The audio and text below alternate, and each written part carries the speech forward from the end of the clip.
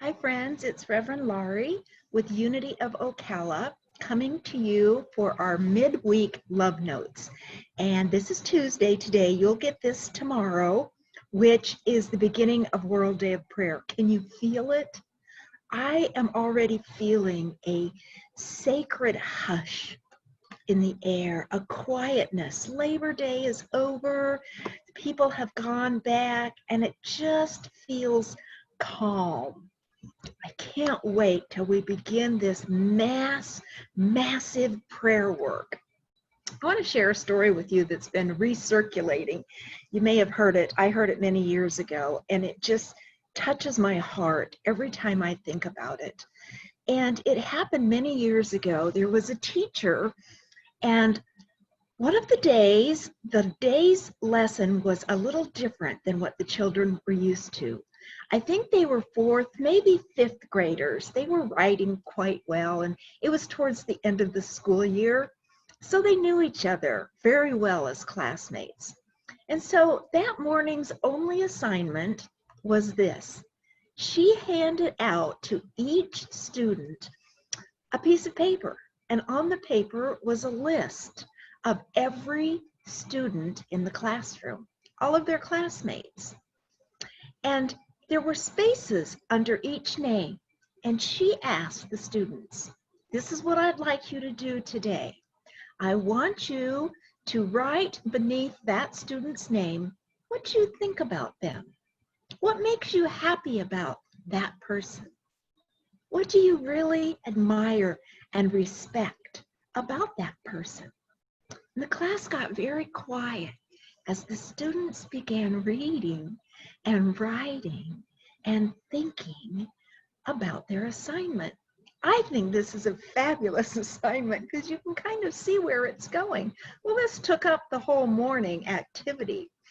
And she collected the letters, the writings, and she said, tomorrow we'll have a discussion about this.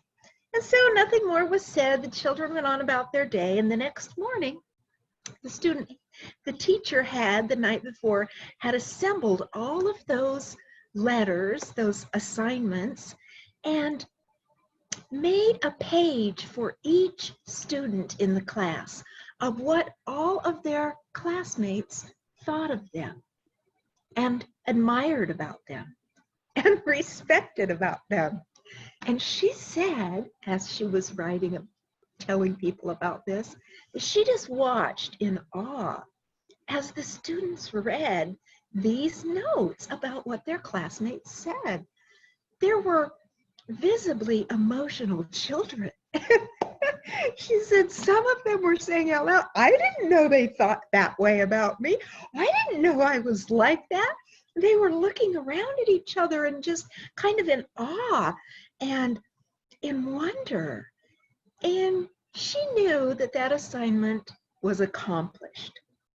Well, many years later, she had heard of a funeral in town for a fallen soldier. She recognized the name.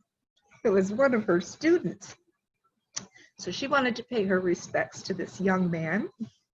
And as she approached his coffin, she was really in awe of how big he had grown and how handsome he was and how distinguished he looked. And she mentioned to his family there at the funeral home that she was his teacher. And they asked what her name was, and she told them. And they said, you know, we remember you. And I have to tell you a story. This young man's father told this teacher, when our son came back, he had that assignment that he told us about in your class all those many years ago in his uniform. Can you imagine? Well, several of the people that were standing there listening said, I know you. You were my teacher too. I was in that class. I still have that assignment. I keep it in my jewelry box. Another person said, oh my goodness, I still have mine. They started talking. They were friends. They were back to their old hometown, and they all talked about how they had kept that assignment and had gone back and read it. And this particular soldier's page was torn and aged and taped together, but he had kept it near him all these years. You know, a few years ago, I tried something similar to this. It was fabulous. We were having Christmas holiday at my house. This was when our extended family was still small enough they could all fit in my house.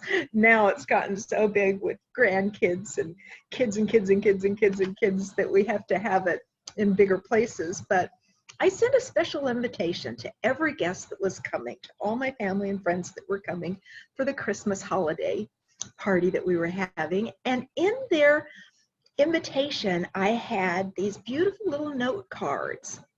And on the top of each note card, I had written the name of one of the family members, one of the guests that would be attending, one for each person that would be coming. And I simply asked everyone, please jot down a little note about this person, something that you really like about this person, or love about this person, or respect and admire about this person, and bring it with you to the party. I'll have little stockings for you to put them in. And sure enough, everybody came and they brought their dishes that we were going to share, and they asked where the stockings were, and they were on the way into the kitchen in the hallway, and I had these little stockings hanging on this little line from clothespins, and they dropped these stockings into each of the named socks. And we went on about our party and had dinner, and of course a wonderful time, and played with the kids and played games and played music like we always do, some dancing, some wine, lots of holiday spirit. And it was really interesting to me because at the end of the evening, everybody made sure, even the children, to go get their stockings and take them with them. And I got the greatest calls about that. My mother-in-law said that was one of the most fabulous gifts she could have gotten, because she said it's the first time every one of her grandchildren had actually written to her. And I thought, what a fun exercise. And then I heard a quote, and I think it was from Thomas Merton. I'm not really sure, but he said, and this was about an article he had written, he said that we should always give everyone we know a reputation they can live up to. Think about that. Do we give our children a reputation they can look up to and live up to? If we told other people what we see as the highest in others, do you know that people will reach up to meet that expectation? If we give people a reputation they can live up to, they will. That's the human spirit.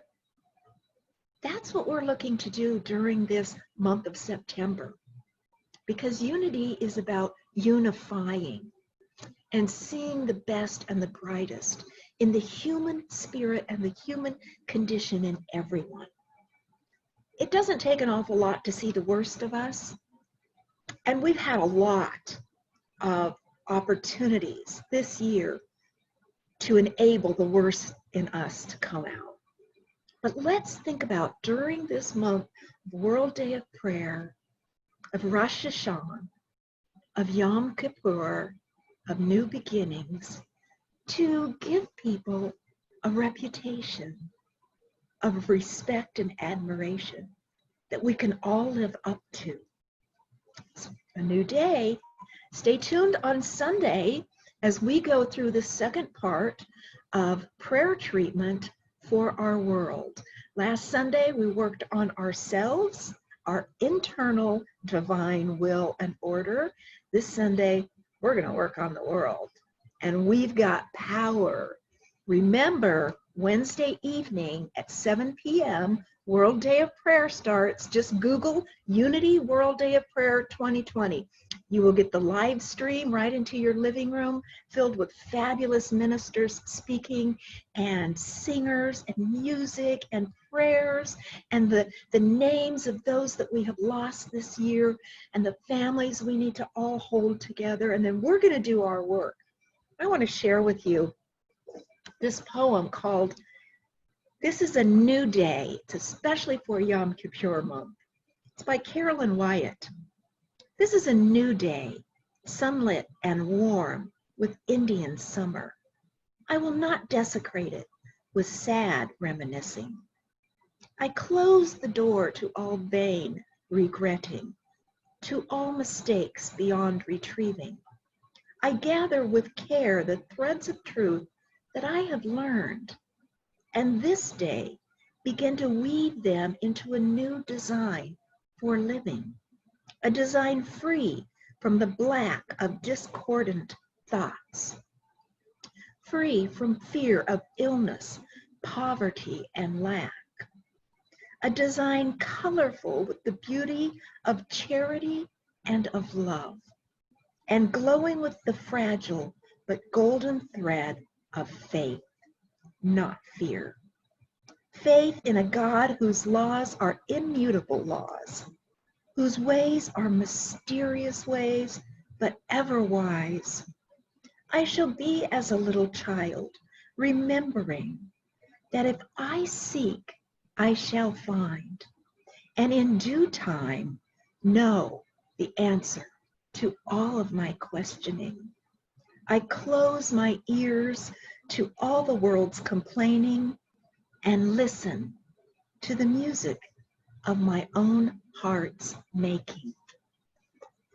Give someone today a reputation they can live up to. Start with yourself. I love you. God loves you. I'll see you on Sunday. I'll join you in prayer Wednesday evening. God bless.